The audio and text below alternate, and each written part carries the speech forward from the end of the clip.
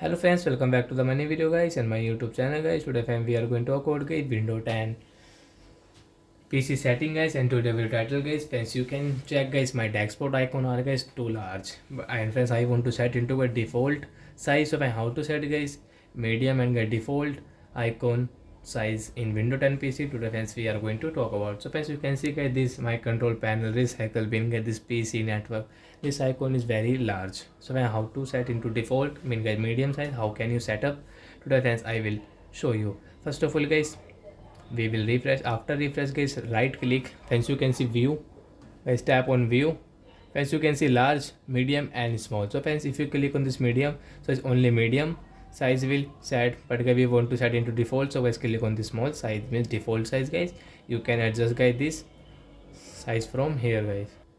So like that guys, you can set guys this default your icon size. So that's it guys, thanks for watching the video, bye guys.